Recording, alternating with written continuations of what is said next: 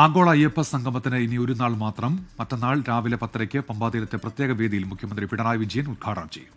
ഒരുക്കങ്ങൾ വിശദീകരിക്കാൻ മന്ത്രി വി എൻ വാസവൻ ഇന്ന് 12 മണിക്ക് പമ്പയിൽ മാധ്യമങ്ങളെ കാണും. പണി പൂർത്തിയാക്കി പ്രധാന വേദിയും മറ്റ് ഉപവേദികളും ഇന്ന് ദേവസ്വം ബോർഡിന് കൈമാറും. വിവരങ്ങളുമായി പത്തനംതിട്ടയിൽ നിന്ന് എ വി ജയശങ്കറാണ് ചേരുന്നത്.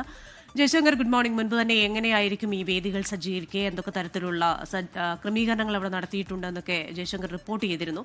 ക്രമീകരണങ്ങളെല്ലാം പൂർത്തിയായോ? ഏത് തരത്തിലാണ് ഈ ആഗോള അയ്യപ്പ സംഗമം ആദ്യമായി നടക്കാൻ പോവുകയാണോ അത് വിഭാവനം ചെയ്തിരിക്കുന്നത്?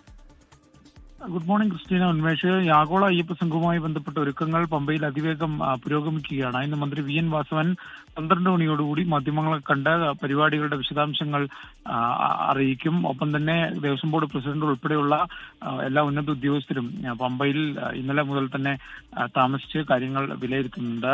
ശനിയാഴ്ച മുഖ്യമന്ത്രി പിണറായി വിജയൻ ആഗോള അയ്യപ്പ സംഗമം ഉദ്ഘാടനം ചെയ്യും. തമിഴ്നാട്ടിൽ നിന്നും കർണാടകത്തിൽ നിന്നും ഉൾപ്പെടെ VIP-കൾ 40ഓളം VIP-കൾ ഈ ആഗോള അയ്യപ്പ സംഗമത്തിന്റെ ഭാഗമാകുമെന്നാണ് പറയപ്പെടുന്നത്. ഇന്ന് വൈകിട്ട് മുതൽ തന്നെ പമ്പയിൽ പോലീസ് സുരക്ഷാ ക്രമീകരണങ്ങൾ വർദ്ധിപ്പിക്കും. ഈ ഭക്തർക്ക് ഒരു തരത്തിലുള്ള നിയന്ത്രണങ്ങളും ഇല്ല എന്നാണ് ദേവസ്വം ബോർഡും സർക്കാരും വ്യക്തമാക്കുന്നത്. പക്ഷെ അപ്പോൾ പോലും സ്ലോട്ടുകളുടെ എണ്ണം കുറവുണ്ടെന്നൊരു ആക്ഷേപം ചില ഹൈന്ദവ സംഘടനകൾ ഉൾപ്പെടെ ഉന്നയിക്കുന്നുണ്ട്. എന്തായാലും ഹൈക്കോടതി ഉൾപ്പെടെ വലിയ തോതിൽ ഈ പരിപാടിക്ക് അനുമതി നൽകിയിട്ടുണ്ട്. സുപ്രീം കോടതിയൊക്കെ കഴിഞ്ഞ ദിവസം പരിപാടി നടക്കട്ടെ എന്ന നിലപാട് എടുത്തത് തന്നെ വലിയ തോതിലുള്ള ആത്മവിശ്വാസത്തിലാണ് സർക്കാർ. പക്ഷെ പ്രതിപക്ഷം പൂർണ്ണമായും ആഗോള അയ്യപ്പ സംഗമം ബഹിഷ്കരിക്കുക എന്ന നിലപാടിലാണുള്ളത്. അതുകൊണ്ട് തന്നെ പ്രതിപക്ഷത്തിൽ നിന്ന് ആരും തന്നെ പരിപാടിയിൽ പങ്കെടുക്കില്ല. എന്തായാലും ഒരുക്കങ്ങൾ പുരോഗമിക്കുകയാണ്. ഇന്നെന്തായാലും മന്ത്രി വി എൻ വാസവന്റെ വാർത്താ സമ്മേളനത്തിൽ മറ്റ് കാര്യപരിപാടികളെ കുറിച്ചുള്ള പൂർണ്ണമായ വ്യക്തമായ വിവരം വരുമെന്നാണ് പ്രതീക്ഷിക്കുന്നത്.